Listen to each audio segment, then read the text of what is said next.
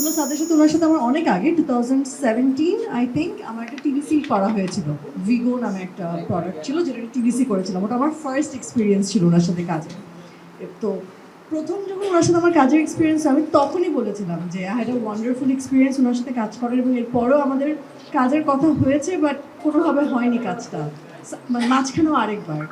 তো তখন থেকে আই ওয়াজ ওয়েটিং যে কবে ওনার সাথে আসলে আমার কাজের স্কোপটা হবে।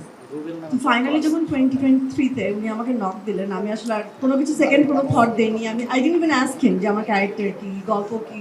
I was just um on board. উনি যখন আমাকে বলেছে আই ওয়াজ অন বোর্ড। এবং সিমিলারলি যখন আমি ফার্স্ট উনি আমাকে ওনার সাথে যখন মিটিং হলো, বসলাম, যখন গল্পটা শুনলাম, it's such N interesting plot যে এই গল্পটার উপর আমরা কাজ করেছি।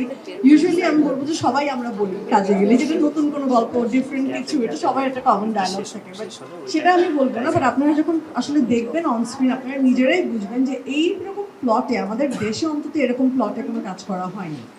হয়তো মেকিংয়ের স্টাইল এক একজনের এক এক রকম থাকে, ডিফারেন্ট থাকে। আমার মেকিংয়ের স্টাইল নিয়ে আমাদের সামনে সবাই জানি, he is an excellent maker. But গল্পেরও যেই টুইস্টগুলো বা প্রতিটা ক্যারেক্টারের যেই জায়গাগুলো, প্রতিটা জায়গা খুব ইন্টারেস্টিং। এবং আমি বলবো আমাদের এই গল্পের মেইন জিনিস, যেটা মেইন জায়গাটা হচ্ছে অ্যাক্টিং। এই গল্পের প্রতিটা ক্যারেক্টারই জান লাগিয়ে কাজ করেছে, যেটা আমি যতদিন কাজ করেছি আমি সামনে থেকে যেটা দেখেছি, প্রতিটা অ্যাক্টর তাদের 100% দিয়েছে।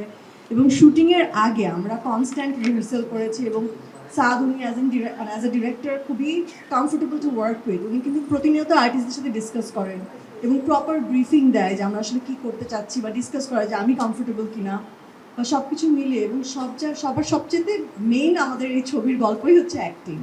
তো প্রতিটা ক্যারেক্টারের অ্যাক্টিংয়ের জায়গাটাতে আমরা অনেক বেশি এমফাসাইজ করেছি। এবং সেটা শুটিংয়ের টাইমেও আমরা বলবো যে আমাদের ফুল কনসেন্ট্রেশন সব কিছু এটার ভেতরেই ছিল। কারণ হচ্ছে আমরা সবাই সামহাও এই গল্পে হুকড ছিলাম, যে আমরা সবাই মানে ইকুয়ালি ইনভেস্টেড ছিলাম এই গল্পে এবং কাজের জায়গা থেকে। সো এতদিন পরে আমাদের কাজটা আসলে আসছে, আমরা সবাই অনেক দিন ধরে অপেক্ষা করেছি। সো এখন আমরা শুধু এক্সপেক্ট করতে পারি যে আমাদের দর্শক যাদের জন্য আসলে বানানো, তারা যেন কাজটাকে বোঝে এবং কাজের যে ডেপথটা রয়েছে। এন্টারটেইনমেন্টের জন্য তো আমরা সবাই আসলে কাজ দেখি, সেটা তো নিঃসন্দেহে, কিন্তু এন্টারটেইনমেন্টের সাথে যদি কিছুটা হলেও একটা মেসেজ ক্যারি করে, বা আসলে আমরা লাইফে কখন কি ক্রাইসিস দিয়ে যাই কেউ জানে না। ইভেন কোভিডের সময় আমরা কেউ তো প্রিপেয়ার ছিলাম না, কেউ জানতাম না এরকম কোনো একটা কিছু আসবে, কেউ জানতাম না। হঠাৎ আসার পরে আমরা আসলে সেটা নিয়ে স্ট্রাগল করেছি এবং সেখান থেকে আমরা আসলে উঠে এসেছি। So you never know.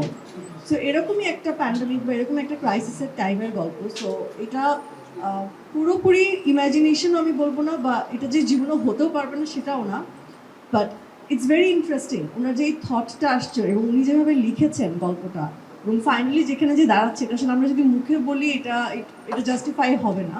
So আপনাদের অ্যাকচুয়ালি দেখতে হবে এবং ওয়েট করতে হবে। এবং আমার ক্যারেক্টার নিয়ে যদি বলতে হয়, সেটা নিয়ে এখনই কিছু বলতে পারছি না, শুধু এতটুকু বললাম যে আমার ক্যারেক্টারের নাম ইউকি।